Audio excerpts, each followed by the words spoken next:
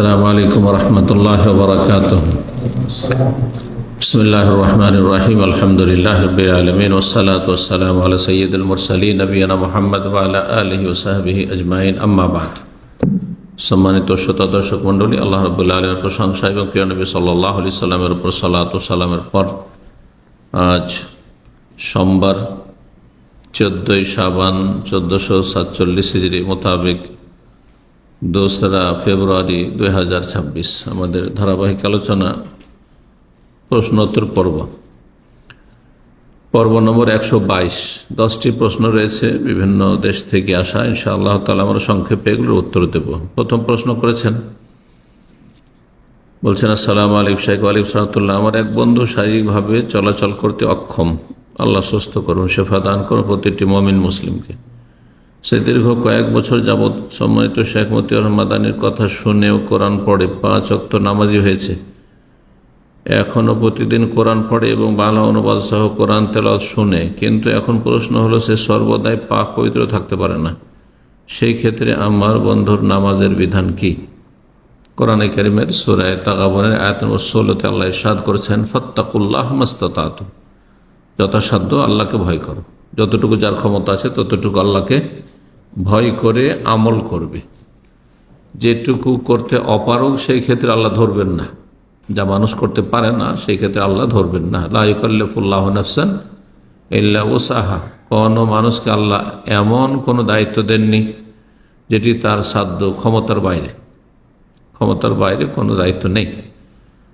যখন তার পাক পবিত্র থাকার ক্ষমতা নেই, সুতরাং এই ক্ষেত্রে যারা স্থায়ীভাবে অপবিত্র থাকে, পাক পবিত্র হতে পারে না, পেশাব পড়তে আছে, এইরকম যারা অবস্থায় রয়েছে, অথবা যারা ইস্তেহাজার রোগী মহিলাদের স্থায়ীভাবে নাপাক থাকছে, তো এই রকমের ক্ষেত্রে শরীয়তের বিধান হচ্ছে প্রতিটি ওয়াক্ত শুরু হওয়ার পরে উজু করবে। 5 ওয়াক্ত সালাতের জন্য 5 বার উজু করতে হবে। এক উজুতে কয়েক ওয়াক্ত সালাত হবে না তাদের, এইটুকু শুধু পার্থক্য রয়েছে। প্রত্যেক ওয়াক্তের জন্য ওয়াক্ত শুরু হওয়ার পরে উজু করতে হবে, ওয়াক্ত শুরু হওয়ার আগে উজু করতে হবে না। আর তারপরে সালাত আদায় করতে থাকবে। কাপড় নাপাক হয়ে যাক, শরীর নাপাক হয়ে যাক, এইরকমই যাদের খুব বায়ু নিঃসরণ হয়, খুব গ্যাসের এমন সমস্যা যে সবসময় বায়ু নিঃসরণ হতেই থাকে, তাদের ক্ষেত্রেও এই বিধান প্রযোজ্য। উজু থাক আর নাই থাক, সালাত পড়তে হবে, সালাতের কোনো মাফ নেই। 2 নম্বর প্রশ্ন বলছেন, আসসালামু আলাইকুম শাইখ। আমি বিয়ের আগে জেনা করেছি, নাউযুবিল্লাহ, নাসাল্লাহ সালামাতুল আফিয়া। প্রতিটি মুমিন মুসলিম নর নারীকে আল্লাহ রাব্বুল এরকম জঘন্য অপরাধ থেকে বাঁচিয়ে রাখুন। বিয়ের পর আমার ওয়াইফ গ্রামের বাড়ি থাকে, আমি ঢাকা শহরে থাকি। এই অবস্থায় পতিতালয়ে গিয়ে আমি বারবার একই কথা, খারাপ কথা বারবার বলতে নেই। এখন আল্লাহর জন্য খুব ভয় হইতেছে। ভয় হইলে পাপের কথা বারবার উচ্চারণ করবেন না। এটি আপনার ঈমান তাকওয়ার পরিপন্থী। পাপ হয়ে গেছে, খুব তাতে কষ্ট পাবেন আপনি, মানসিক ঈমানি কষ্ট হবে, মানসিক কষ্ট হবে। আর মুখে এই পাপের কথা উচ্চারণ করবেন না বারবার। কোনো সাথী বন্ধু যতই আপনজন প্রিয়জন হোক, ঘনিষ্ঠ হোক, তার সাথে শেয়ার করবেন না, কখনো বলবেন না। শুধু আল্লাহকে বলে আপনি কান্নাকাটি করে তওবা ইস্তেগফার করবেন, ক্ষমা চাইবেন।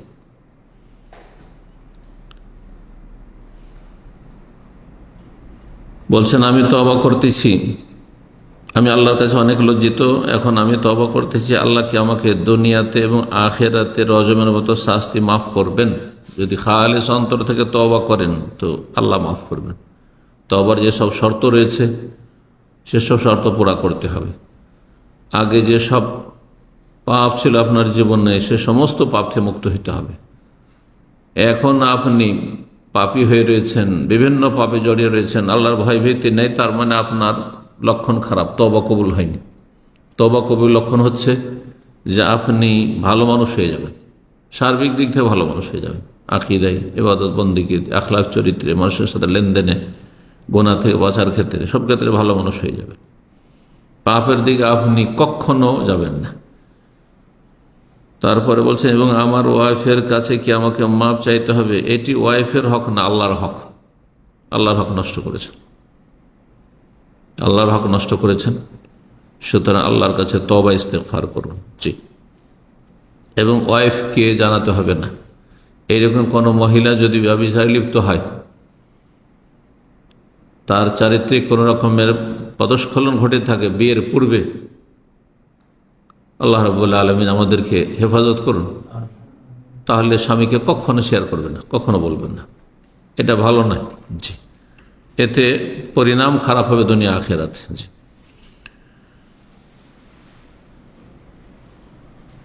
সূরা জুমার 53 আল্লাহ রাব্বুল ইরশাদ করেছেন, কুল ইয়া ইবাদিয়াল্লাযিনা আসরাফু আলা আনফুসিহিম লা তাকনাতু মির রাহমাতিল্লাহ। হে নবী বলে দাও আমার বান্দাদেরকে যে আল্লাহ বলছেন, এখানে কাল আল্লাহ তাআলা উজ্জ্ব রয়েছে, মহান আল্লাহ বলছেন, তোমাদের রব বলছেন, ইয়া ইবাদিয়াল্লাযিনা আসরাফু, হে আমার বান্দারা যারা সীমালঙ্ঘন করেছে, অত্যাচার করেছে নিজের উপর, পাপে লিপ্ত হয়ে, লা তাকনাতু মির রাহমাতিল্লাহ, আল্লাহর রহমতে তো নিরাশ হইও না। ইন্নাল্লাহা ইয়াগফিরুয যুনুবা জামিআ, আল্লাহ সব গুনাহ মাফ করতে পারেন, কিন্তু তওবা করে আল্লাহর সামনে হাজির হইতে হবে, ভালো পথে ফিরে চলে আসতে হবে, এর নাম তওবা। খারাপ পথকে পুরোপুরি বর্জন করতে হবে। 3 নম্বর প্রশ্ন বলছেন, আসসালামু আলাইকুম শাইখ আলহামদুলিল্লাহ, আমার প্রশ্ন হলো কোন ছেলে সন্তানের নাম তৌহিদ রাখা যাবে কি? জাযাকাল্লাহ খাইরান। তৌহিদ মাসদার, আরবিতে ওয়াহাদা ইউহিদু তৌহিদান ফাহুয়া মুওয়াহিদুন। যদি মুওয়াহিদ নাম রাখেন বেশি ভালো, মানে তৌহিদ প্রতিষ্ঠাকারী, তৌহিদে বিশ্বাসী, তৌহিদের বাস্তবায়নকারী। কিন্তু তৌহিদ যদি মাসদার দিয়ে কেউ নাম রাখে তো জায়েজ রয়েছে। মাসদার ইসিম ফাইলের অর্থে হয়ে থাকে। জায়দুন আদলুন আরবি ভাষায় বলা হয়, মানে জায়দুন আদেলুন, ন্যায়পরায়ণ। জি, মাসদার ইসিম ফাইল কর্তার অর্থে হয়ে থাকে, আর ইসিম মাফউলের অর্থ হয়ে থাকে। তো এখানে কেউ যদি তৌহিদ নাম রাখে তো জায়েজ রয়েছে, তবে মুওয়াহিদ নাম রাখলে বেশি ভালো। আল্লাহু আ'লাম। 4 নম্বর প্রশ্ন বলছেন, আসসালামু আলাইকুম শাইখ আলহামদুলিল্লাহ, আমি গণতন্ত্রে বিশ্বাস করি না। বিশ্বাস করা কুফরি কথা। গণতন্ত্রে যে বিশ্বাস করে সে বলবে জান্নাতি জাহান্নামী সমান, আল্লাহর দুশমন আর আল্লাহর দোস্ত সমান। হ্যাঁ, ইবলিশের বন্ধু আর আল্লাহর বন্ধু সমান, আউলিয়া উস শয়তান আর আউলিয়া উল্লাহ, আউলিয়া উর রহমান সমান। এর চেয়ে বড় কুফরি কি হয়? আলো অন্ধকার সমান, রাত দিন সমান, জি, ছায়া রৌদ্র সমান। কে বলবেন দুনিয়াতে? আল্লাহ সবগুলো অস্বীকার করেছেন, কোরআন এখানে এই সব কথা বর্ণনা করেছেন রাব্বুল আলামিন। জি, যে বলবে গণতন্ত্রে বিশ্বাস করি সে মুসলিম না, মুরতাদ, সে জন্মসূত্রে মুসলিম হল। কেউ নিরুপায় হয়ে কোনো কিছুতে লিপ্ত হয়ে যাচ্ছে, যদি সে সত্যি নিরুপায় হয় তাহলে আল্লাহ জানছেন যে আসলে কি নিরুপায় না শখ করে যাচ্ছে। জি, কিন্তু দেশের জন্য চিন্তা হয়, দেশের জন্য চিন্তা হইলে আপনি ভালো মানুষ হবেন, আপনি দেশের মানুষকে ভালো করবেন, দেশের মানুষ ভালো হয়ে গেলে আল্লাহর রহমত নেমে আসবে। আর এসব কাফেরদের মানবরচিত সমাধান দিয়ে কখনো দেশের কল্যাণ হবে না, দেশের মানুষের কল্যাণ হবে না। যে কোনো দেশের ক্ষেত্রে বলছি এটি। বাংলাদেশের বর্তমান পরিস্থিতিতে যদি গণতান্ত্রিক নির্বাচন হয়ে থাকে তাহলে বিএনপি ক্ষমতায় যাতে না আসতে পারে এই নিয়তে কি জামাত ইসলামকে ভোট দেওয়া যাবে? এরাও গণতন্ত্রে বিশ্বাসী, ওরাও গণতন্ত্রে বিশ্বাসী। এরা শুধু ওর সাথে ইসলামিক নামটা লাগিয়ে নিয়েছে। মদ দুইজনই খায়, একজন বলে আমি ইসলামী মদ খাই, আর আরেকজন বলছে আমি জেনারেল মদ খাই। আমি কথা বলছেন না? জি, আল্লাহ হেফাজত করুন। বলে এ বেশি ধোকাবাজ, যে বলছে আমি তো ইসলামিক মদ খাই, আমি তো অসুবিধা নেই আমারটাতে, আপনার তোমারটা তো অসুবিধা, তুমি কেন অন ইসলামিক মদ খাচ্ছ, তাই না? এটা বেশি অপরাধ। জি, ইসলামের নাম ভেঙে কুফরি করা এটি বেশি বড় অপরাধ।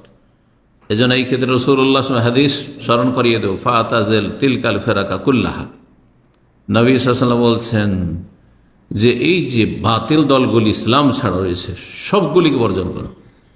ফাতাজিল তিলকাল ফেরাকা কুল্লাহা, হুযায়ফা রাদিয়াল্লাহু তাআলা আনহুর হাদিসে রয়েছে, বুখারী মুসলিমের হাদিস। 6 নম্বর প্রশ্ন বলছেন, আসসালামু আলাইকুম। ওয়ালাইকুম আসসালাম। আমার একজন মেয়ে আছে, আমি তাকে ছোট থেকে দিনের তরবিয়ত দিচ্ছি। ইদানিং সে দিন থেকে একেবারে গাফেল, জিকির আজকার কোরআন হাদিস থেকে অনেক দূরে চলে গেছে। জিকির আজকার যদি সুন্নত নফল জিকির আজকার থেকে দূরে যায় সেটা বড় অপরাধ নেই, যদিও সেটি গাফিলতি। কোরআন হাদিস থেকে মানে কোরআন তেলাওয়াত করছেন না, কোরআন তেলাওয়াত সুন্নাত মুস্তাহাব কাজ, কিন্তু কোরআনের প্রতি আমল করতে হবে। কোরআন হাদিসে যা ফরজ করা হয়েছে তা পালন করতে হবে। জি, দূরে চলে গেছে বলতে যদি সে সাবালিকা, নামাজ পড়ে না, পর্দা করে না, তাহলে এটা হারাম কাজ। জি, অনেক বলার পরেও সংশোধন হয় না, এই ক্ষেত্রে আমি কি গুনাহগার হব? আপনার মেয়ে, সুতরাং আপনি তার উপর চাপ সৃষ্টি করতে পারবেন। জি, তার উপর চাপ সৃষ্টি করতে পারবেন, তার ভরণ পোষণ দিচ্ছেন আপনি, কিন্তু বিয়ে দিয়ে দেওয়ার পরে যখন স্বামীর ঘরে চলে যাবে তখন আপনার চাপ সৃষ্টি করার অধিকারও নেই, আর আপনাকে জবাব দিতে হবে না, তার স্বামীকে জবাব দিতে হবে যার অধীনে চলে গেছে। যতক্ষণ আপনি তাকে খাওয়াচ্ছেন, পড়াচ্ছেন, বাসায় রাখছেন, ততক্ষণ আপনাকে হিসাব দিতে হবে। আপনি অবশ্যই যতটা আইনসঙ্গত চাপ সৃষ্টি করে সংশোধন করা সম্ভব তা করবেন আপনি। পারিবারিক বিচার সালিসের মাধ্যমে পরিবারের বংশের গোত্রের যেসব দায়িত্বশীল মুরব্বী রয়েছে তাদেরকে নিয়ে যদি একা না পারেন তাহলে তার সংশোধনের চেষ্টা করা ইত্যাদি। তার জন্য পাত্র খুঁজি দিনদার, সে চায় দুনিয়াদার, আল্লাহ হিদায়াত করুক। এমতো অবস্থা আমি তাকে বেনামাজির কাছে বিবাহ দিতে পারি কি না? মোটেই পারবেন না। বেনামাজিকে বিয়ে দেওয়া হারাম, বেনামাজির সাথে বিয়ে বসা হারাম। জি, বেনামাজি মেয়েকেও বিয়ে করা হারাম। জি, সেটাও জানি বেনামাজির কাছে বিবাহ দেওয়া জায়েজ নয়। জায়েজ নয় তাহলে কি করে দিতে পারেন? হারাম কাজ করতে পারেন? কখনো পারেন না। সে তো নামাজি চাই না, সে চাক না চাক বিনা বিবাহে থেকে যায়। যদি নামাজি না বিয়ে করে আপনি বিয়ে দেবেন না। আপনার বিবাহের সকল মাসালা আমি শুনেছি, তার অনুমতি ছাড়া নাকি বিবাহ দেওয়া যাবে না? জি না, এই ক্ষেত্রে অনুমতি গ্রহণযোগ্য না। সে যদি বলে আমি বেনামাজি বিয়ে করবো, নামাজি করবো না, না, বেনামাজি বিয়ে দেবেন না। বিয়ে করবে না হয় বিনা স্বামীতে থেকে যাবে, কিন্তু আপনি বেনামাজিকে মেয়ে তুলে দিতে পারবেন না, বোন তুলে দিতে পারবেন না। এটি খেয়ানত, কিয়ামতের দিন হাসর মাঠে জবাব দিতে হবে। দয়া করে আপনার মূল্যবান পরামর্শ দিয়ে উপকৃত করবেন। যেমন বললাম, আল্লাহ হেদায়েত দান করে দোয়া করি, মেয়ের জন্য দোয়া করেন। দোয়ার বড় প্রভাব রয়েছে, কখন যে দোয়া কবুল হয়ে যায় বিভিন্ন সময়, যে সময়গুলিতে দোয়া কবুল হয়, যে অবস্থায় দোয়া কবুল হয়, সেই সময়গুলি, সেই অবস্থাগুলিতে দোয়া করবেন এবং তার হিতাকাঙ্ক্ষী হবেন। তাকে নাসিহা করে উপদেশ দেবেন, বোঝাবার চেষ্টা করবেন যে বাবা মায়ের চাইতে বেশি হিতাকাঙ্ক্ষী পৃথিবীতে আর কেউ হইতে পারেন আল্লাহ ছাড়া। আল্লাহর পরে বাপ মায়ের চাইতে বেশি হিতাকাঙ্ক্ষী কেউ হইতে পারবে না। বাপ মা এই দুইজন একমাত্র মানুষ যারা কোনোদিন ছেলে মেয়ের হিংসা করে না, যতই উন্নতি করে যাক না কেন, যত উন্নতি করুক, চাইবে যে আরো উন্নতি করুক। এটা মায়ের পেটের ভাইয়ের মধ্যে হয়তো পাবেন না।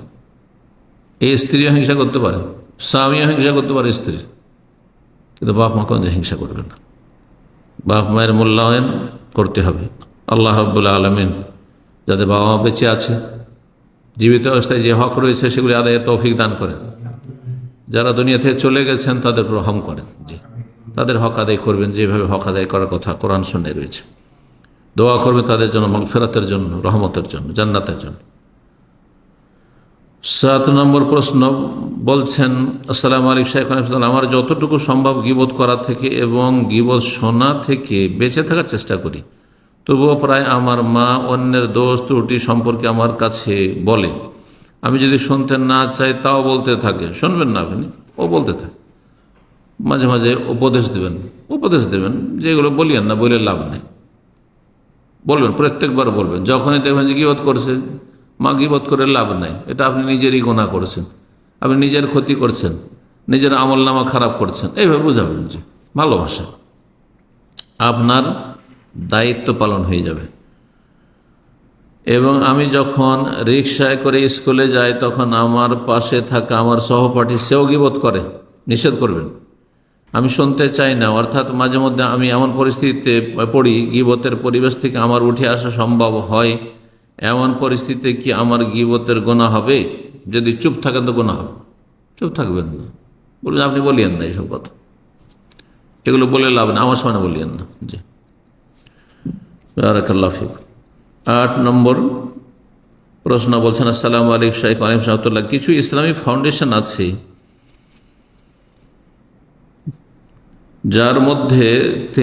যার মাধ্যমে তিনি গরিব মানুষের পাশে দাঁড়ান। এখন আমার এই খাতে ব্যয় করলে কি সওয়াব হবে? ইসলামের নামে ফাউন্ডেশন খুলেছে, কিন্তু যদি তাদের আমানত না থাকে, নিশ্চিত হইতে হবে তারা কি আমানতদার, তারা কি আপনার টাকা আমানতের সাথে নিয়ে যারা হকদার তাদের কাছে সুন্দরভাবে পৌঁছে দিচ্ছে, না ধর্ম ব্যবসা করছে? অধিকাংশ ধর্ম ব্যবসা করছে, ভালো করে শুনবেন, অধিকাংশই ধর্ম ব্যবসা করছে, বাইতুল মাল নিয়ে ছিনিমিনি খেলা করছে। যেমন রাষ্ট্রীয় সম্পদ নিয়ে প্রায় দায়িত্বশীলরা, রাষ্ট্রীয় পর্যায়ে দায়িত্বশীল রয়েছে, তারা আমানত খেয়ানত করছে। আমানতদার মানুষ পাওয়া আজকাল মুশকিল হয়ে গেছে। ঠিক তেমনি ধর্মের লেবাস পরিধান করে যারা ইসলামের খেদমতের নামে কাজ করছে, দান সাদকা টাকা দিয়ে ইসলামিক স্কুল করলো, হ্যাঁ ইসলামিয়া মাদ্রাসা করলো, আর নিজের বাবার প্রপার্টি হয়ে গেল, ইনকাম সোর্স তার হয়ে গেল, সব ইনকাম করছে। মোটা অঙ্কের ফিস না হচ্ছে, শুধু ফিস না, রিঅ্যাডমিশন ফিস প্রতি বছর নেওয়া হচ্ছে, মাসিক ফিস নেওয়া হচ্ছে, অ্যাডমিশন ফিস নেওয়া হচ্ছে, তার রিঅ্যাডমিশন প্রতি বছর নেওয়া হচ্ছে। ইনকাম সোর্স হয়ে গেছে, কোনো কমিটি নেই, কোনো হিসাব নেই, কিচ্ছু নেই। আল্লাহ রাব্বুল আলামিনের দেওয়া ধন সম্পদে বাইতুল মালে তার স্বেচ্ছাচারিতা করছে, কিয়ামতের দিনে জবাব দিতে হবে। সুতরাং সতর্ক সাবধান না, আপনি যেই সেই ফাউন্ডেশন খুলেছে আর তাতে দান করা শুরু করে দেবেন না। আপনি নিজের টাকা অভাবীদেরকে, গরিবদেরকে, হকদারদেরকে, বা যেসব প্রতিষ্ঠান হকদার, সরাসরি দেওয়ার চেষ্টা করবেন। সরাসরি দেবেন, যে আপনার টাকা নয় ছয় হবে না, নয় ছয় হবে না। যারা আদায় করতে আসে তারা কি করে জানেন? ছোটকাল থেকে জানি, মাদ্রাসার পক্ষ থেকে আদায় করতে এসছে, ওর পার্সেন্টেজ আছে 50% ধরে গেলে, অনেক 60%, 40% ধরুন মাদ্রাসায় দেবে। 60 টাকা, 100 টাকা মধ্যে 60 টাকা ওর পকেটে ঢুকবে। হ্যাঁ, সর্বনিম্ন ছিল 25-30% যারা আদায় করবে। আদায়কারী কার আদায় করতে আছে? মসজিদের আদায় করতে, মাদ্রাসা আদায় করতে হচ্ছে। পকেটে তার কম 25 পয়সা থেকে শুরু করে টাকায় 25 পয়সা থেকে 75 পয়সা পর্যন্ত যায়, চারানাও দেয়। আর বিদেশি টাকা, আরব দেশগুলো যেসব টাকা নিয়ে যায়, এগুলো তো রাতারাতি বড় লোক হয়েছে, দায়িত্ব সেইভাবে তো কোটি কোটি টাকা যাচ্ছে। ও তো যদি মনে করে 50% আমার, যেহেতু আমার মাধ্যমে কালেকশন হয়ে এসছে, তো 1 কোটি টাকা আসলে 50 লাখ টাকা হয়ে গেল তার। এই তো হচ্ছে। আল্লাহ হেফাজত করুন, নাসাউল্লাহ সালামত ওয়াল আফিয়া। আল্লাহ আমাদের হালাল রিজিকে বরকত দান করুন, হারাম থেকে বেঁচে থাকার তৌফিক দান করুন, এবং হালালে পরিতুষ্টি দান করুন। 9 নম্বর প্রশ্ন বলছেন, আসসালামু আলাইকুম শাইখ। ওয়ালাইকুম সালাম। আমার কাছে জমিয়ত আহলে হাদিস থেকে 2টা সালাতের স্থায়ী সময়সূচির ক্যালেন্ডার আছে, আর একটা আছে বাংলাদেশ আহলে যুব সংঘ থেকে, আর একটা আছে হাদিস ফাউন্ডেশন বাংলাদেশ থেকে। মাশাআল্লাহ, তো ভালোই কালেকশন করেছে। 4টি আহলে হাদিসের, কিন্তু এগুলোর মধ্যে সময়ের একটু পার্থক্য দেখা যায়, 2, 3, 4 মিনিট করে, যা একই স্থানের জন্য। যেমন আজ 15 ডিসেম্বর 2025 তারিখে ময়মনসিংহে মাগরিবের সময় জমিয়ত 5টা 15টায়, আর হাদিস ফাউন্ডেশনে 5টা 11। প্রশ্ন হলে এগুলোর মধ্যে যে কোনো একটা অনুসরণ করলেই হবে? আর সালাতের স্থায়ী সময়সূচি কি এক স্থানের জন্য সব সময় একই থাকে? একই কি করে থাকে? প্রতিদিন 1 মিনিট করে আগ পিছ হচ্ছে না। একই থাকলে তাহলে শীতকাল আর গ্রীষ্মকালে দিন বড় রাত ছোট, রাত বড় দিন ছোট, কি করে হচ্ছে? নাকি বছর বা যুগ পর পর পরিবর্তন হয়? হ্যাঁ, পৌষ মাস মাঘ মাসে ছোট দিন থাকবে, সারা জীবনটাই থাকবে, যতদিন পর্যন্ত যুগ জামান আছে, আসমান জমিন আছে, ঠিক না? রাত বড় থাকবে শীতকালে, ঠিক আছে। বৈশাখ জ্যৈষ্ঠ মাস, এগুলো মাসে দিন বড় থাকবে, রাত ছোট থাকবে, ঠিক থাকবে, কিন্তু প্রতিদিন 1 মিনিট আধা মিনিট করে কম বেশি হচ্ছে। জি, যাই হোক, আপনি সতর্কতা অবলম্বন করবেন যখন দেখছেন যে বেশ কিছু ভিন্নতা, সিয়াম ইফতার করার ক্ষেত্রে আপনার 1 মিনিট 2 মিনিটের পার্থক্য রয়েছে, সতর্কতা অবলম্বন করবেন। নাহলে সবচেয়ে ভালো চোখে দেখে নেবেন যে সূর্য ডুবে গেল, সূর্য দেখতে দেখতে দেখতে আর দেখা যাচ্ছে না, অথচ আকাশে কোনো মেঘ নেই। আকাশে সূর্য যেখানে অস্তমিত হচ্ছে সেখানে কোনো মেঘমালা নেই, তারপরও সূর্য আর চোখে দেখছেন না, সূর্য ডুবে গেছে, সূর্য ডুবে গেছে। আকাশে মেঘ আছে, একবার অন্ধকার, অধিক সতর্কতা অবলম্বন করবেন। ঘড়ি না থাকলে টাইম টেবিল হয় ঘড়ি দেখে, আর না হলে এই না যে অন্ধকার হয়ে গেলে ইফতার করি, ইফতার করবার সূর্য উঠে যাবে, হয়তো এক সময় এমনটা যেন না হয়। এক কথায় সতর্কতা অবলম্বন করতে হবে যেখানে সন্দেহ। যখন যদি সন্দেহ না থাকে তো তারা ইজতিহাদ করে এই টাইম টেবিলগুলো তারা উল্লেখ করেছেন। ইজতিহাদে ভুল হইতে পারে, মুজতাহিদ মুফতিও হয়, মুসিব হয়। ইজতিহাদ করে চেষ্টা যে করে সে কখনো ফেল করে, কখনো পাস করে, সঠিকও ভুল বলে লিখে, আবার ভুলও লিখে। 10 নম্বর প্রশ্ন বলছেন, আসসালামু আলাইকুম শাইখ আনসাতুল্লাহ, সামনের কাতার ফাঁকা না থাকলে পিছনের কাতারে শেষ পর্যন্ত একা নামাজ পড়লে নামাজ হবে কি? এই বিষয়টিতে বড় ইখতিলাফ রয়েছে। একদল বলছেন যে যদি কাতার ফাঁকা না থাকে তো একা দাঁড়াতে পারবেন না, নামাজ হবে না। তাহলে কি করবেন? কাতার ফুল হয়ে গেছে, একজনকে আপনি টেনে নেন। আর এক দল বলছেন না, এই যে টানলেন তার খুশু নষ্ট করলেন, আগের কাতার ফজিলতে বঞ্চিত করলেন। হ্যাঁ, যাই হোক, হয়তো ফজিলত আল্লাহ দিয়ে দিবেন যে সে আপনার সহযোগিতার জন্য পিছনে সরেছে সেই জন্য, কিন্তু আপনি তার নামাজের খুশু নষ্ট করলেন, এতে তো কোনো সন্দেহ নেই। একটা লোকে যখন নাড়াচাড়া করলেন, হটাইলেন, নড়াইলেন, পিছনে টানলেন, তখন তার তো খুশু নষ্ট করলেন, একাগ্রতা ব্যাহত হইল। তো এই জন্য আপনি একা দাঁড়িয়ে যাবেন। যখন দেখছেন যে কাতার কমপ্লিট হয়ে গেছে আর কোনো জায়গা নেই, তাহলে আপনি একাই দাঁড়িয়ে যাবেন, আপনার সালাত হয়ে যাবে। ইমাম শাইখুল ইসলাম তাইমিয়া রাহিমাহুল্লাহর ফতোয়া এটি। আমি একটু আগে প্রথম প্রশ্ন উত্তর দিতে গিয়ে বললাম, ফাত্তাকুল্লাহ মাস্তাদ, যথাসাধ্য আল্লাহকে ভয় করো। আপনার ক্ষমতায় আপনি নিজে মসজিদ আসতে পেরেছেন, আর কেউ আসছে না, আর কাতার ডানে বামে একবার ফুল হয়ে আছে, কোনো জায়গা নেই, তাহলে আপনার ক্ষমতা হচ্ছে একাই দাঁড়িয়ে গিয়ে ইক্তেদা করা, তাই করবেন আপনি। আরেক দল বলছেন না, টানবেনও না, আর আপনি কি করবেন না, একাই দাঁড়াবেন না, আপনি অপেক্ষা করেন, অপেক্ষা করেন কেউ আসছে, এটা হয়তো ফতোয়া রয়েছে। যদি আসে তাহলে ঠিক আছে, আর না হইলে আপনি সালাম ফিরে দিলে তখন একা নামাজ শুরু করেন। কিন্তু এই ফতোয়াটি আমাকে দুর্বল মনে হচ্ছে, যদিও বেশ কিছু বিজ্ঞ আরো ওলামারা এই ফতোয়া দিয়েছেন। এক কথায় এই ক্ষেত্রে আমি ইমাম ইবনে তাইমিয়া রাহিমাহুল্লাহর মতটিকে প্রাধান্য দিয়ে থাকি। সেটি হচ্ছে যে কাতার যদি ফুল হয়ে গিয়ে থাকে তো টানাটানি না করে একাই দাঁড়িয়ে যান, সালাতে লেগে যান, আপনার সালাত হয়ে যাবে। যে হাদিসগুলিতে আছে যে কাতারের পেছনে একা পড়েছিল, আমারাহু আইয়িদ আস-সালাত, তাকে বলে পুনরায় তুমি সালাত পড়ো, জায়গা থাকা সত্ত্বেও। ডানে বামে জায়গা আছে, আর তারপর অনেক দূরে, যেমন এখানে জামে মসজিদ, যে কিংফা জামে মসজিদ, এত বিশাল জামে মসজিদ, একদিক থেকে আরেক দিকে যেতে আপনাকে কষ্ট লাগছে, তখন আপনি করলেন যে, আর তারপরে এক রাকাত ছুটে যাবে, এক শ্রেণী জাহের না আছে, রাকাত ছড়িয়ে দিকে যেতে যেতে রাকাতে ছড়িয়ে যাবে, রাকাতটা তো ধরি লেগে গেল, না হবে না, একা লাগলে নামাজ হবে না, পুনরায় সালাত পড়তে হবে। কিন্তু যখন দেখছেন যে কোনো উপায় নেই, তখন হয়ে যাবে ইনশাআল্লাহ। বারাকাল্লাহু ফিক। এখানেই আজকের প্রশ্ন উত্তর শেষ করছি। আল্লাহ যেন কবুল করেন এবং আমাদের এই কথাগুলিতে বরকত দান করেন। ভুল ভ্রান্তি থেকে আল্লাহ আমাদেরকে বেঁচে থাকার তৌফিক দান করেন, ভুল হলে সংশোধনের তৌফিক দান করেন। রব্বানা আতিনা ফিদ দুনিয়া হাসানাহ ওয়া ফিল আখিরাতি হাসানাহ ওয়া কিনা আযাবান্নার। সুবহানা রাব্বিকা রাব্বিল ইজ্জাতি আম্মা ইয়াসিফুন ওয়া সালামুন আলাল মুরসালিন ওয়া আলহামদুলিল্লাহি রাব্বিল আলামিন।